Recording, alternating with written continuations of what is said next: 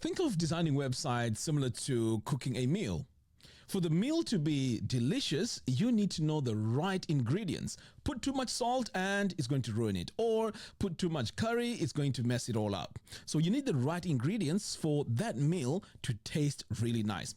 In web design, in order for you to design amazing looking pages, you also need to follow a recipe. And this recipe comes in the form of typography, which is based on clamp. You need to also follow a spacing scale. You cannot just come up with spaces while you're designing. No. So all these ingredients in web design help you design professional looking websites. This is why we created a Divi 5 design system. So for example, here we have this heading text. If you're brand new to Divi or any page builder for that matter, you want to apply a size to this. Chances are you're going to come over here to design. You're going to go to heading text and then say, okay, this is heading 1, which is perfect. But over here, by default, it's set to 30 pixels. But what size are you going to set it to? Now, there's many options. When I click on that little button here, we have percentage, ems, rems, VW, VH, VM. I mean, there's just so much. What are you going to choose? This is more like, okay, we're going to cook this meal. We have pepper, paprika, tandoori, salt, pepper, and so on. What do I use to make this meal? There's so much options. So you need to know specifically what you need to use.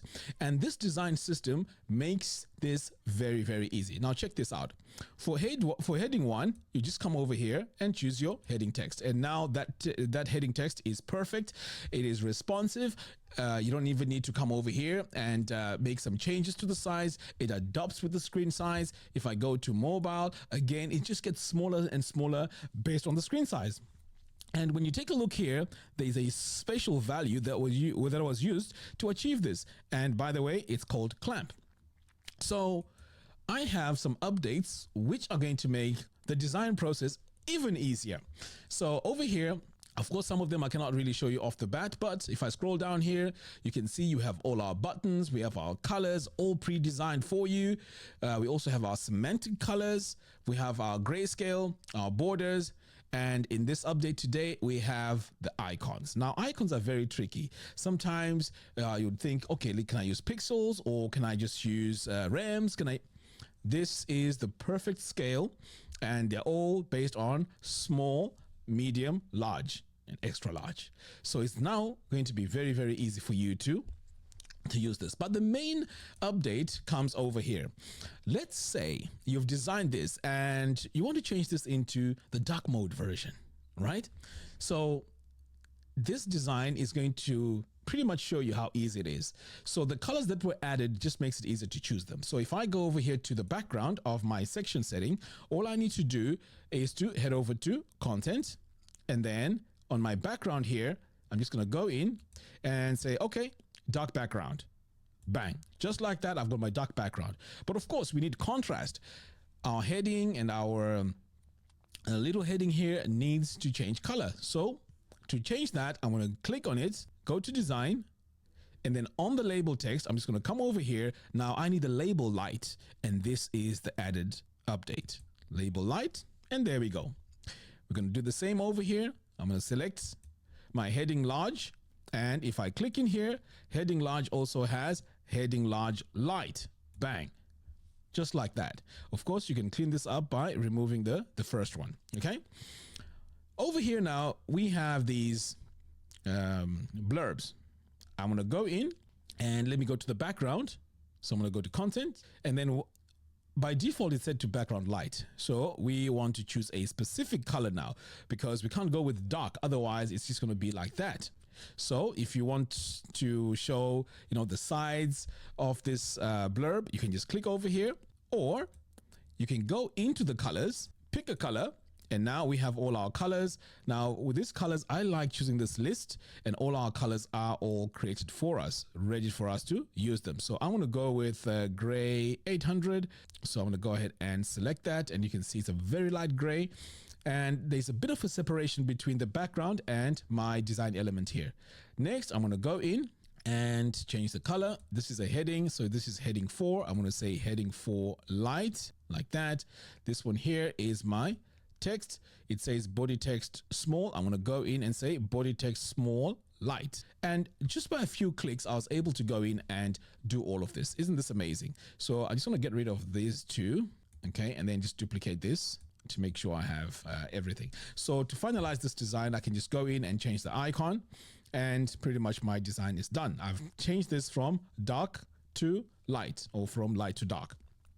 Now, there's also another update that I did not talk about in the last video. So this update here has our blur effect. So if I were to go in here and add an image, I'm going to come over here to content, and then I'm going to change my background. I'm going to go in, and this time I'm going to add an image, add my image to the background, and this is the image I'm going to use. And then I'm going to say upload. Okay, so now I have an image in the background. Of course, I can go in and change the color to this, make it a bit darker so that I have a better contrast. And by the way, I can just go in here quickly into my heading, change this from heading large to heading large light. Okay, like that. So over here now, we have this color. Okay, so if we go over here to content, you can see we have our background light. Okay, if I come over here to the top, we have blurs. I can go with blur like that, small, and then get rid of this. Now I have a blur effect on my background. If I want to change this from small to large, I can just go in and say medium. So all I have to do now is to go in like that and then change the colors. So I'm going to go to design, heading for light. There we go. Then I'm also going to do the same for this one here. And this is my body text. I can say body text light. There we go. So I have my blur effect, and that has just updated. So if I want to also update my icon, I can go in here, and then under the icon, I can change the colors. And notice that I have all my colors here. So I'm going to go with a very light gray like that. And pretty much my design is taking shape. So let's get rid of this again and just duplicate this. I'm just doing this to, just speed up the process. So now with my background image, I can now go in and stylize it a little bit. So I'm going to go to background here. Perhaps I'm going to add a color. So let's go with black. And then I'm going to change the blending mode here from normal to multiply. Okay. And then finally, I can just go in and change the opacity by coming over here. See? But I have added my blur effect. You see that? So the blur effect can also be applied to the actual section here. So if I select in fact my row, I can select my row and then come over here, and here's my blur as well. So now I have my blur. It can be used pretty much anywhere if you want to use it on your headings, but the preset is now available. So as you can see, it makes the designing of our websites very, very easy, and it's very easy to find where things are.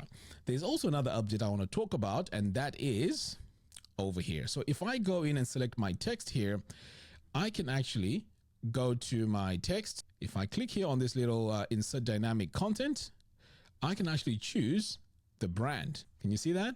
Now my brand has come in as a shortcut or as a preset.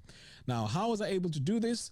Well, over here on the left, it's important that you go into your your text, and assign these variables. So you can see here, brand is Krafter design system, tagline, and so on.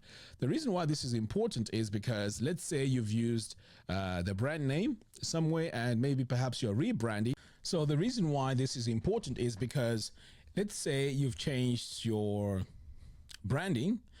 The only place that you need to go is over here, because as you can imagine, if you try to look for Krafter design system across, let's say 50 pages, it's going to be very difficult. So if you've set it up already over here, so I'll come over here to variables and then go to text. All I need to do is to set it over here. So let's say this is 2.2, and that needs to be the new item. So you can see here, it is already updated. So across the whole website, it is going to update that. So the same applies with the tagline or the brand description, your call to action buttons and so on. So these are the ones that I could just think of that could make the process much, much easier. But of course, you can choose whatever you want to add over here.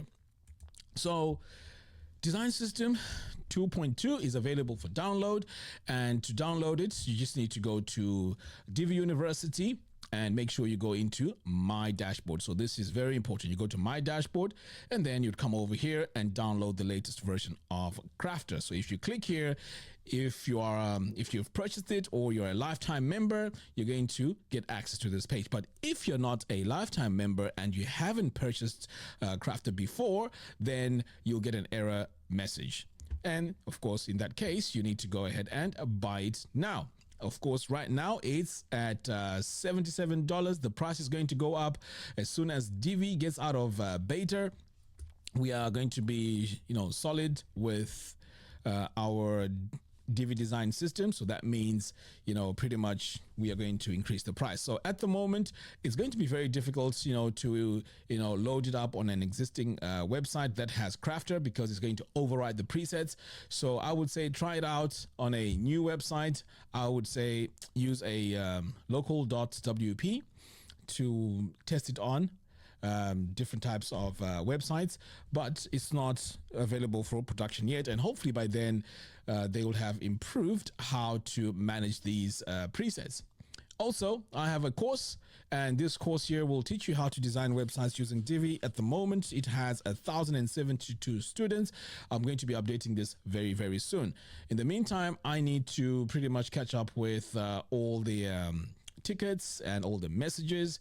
So thank you very much, and go ahead and try it out and give me some feedback. If there's anything that needs to be improved, let me know in the comments box below. Until next time, thanks for watching, and I'll see you again in the next one. Take care.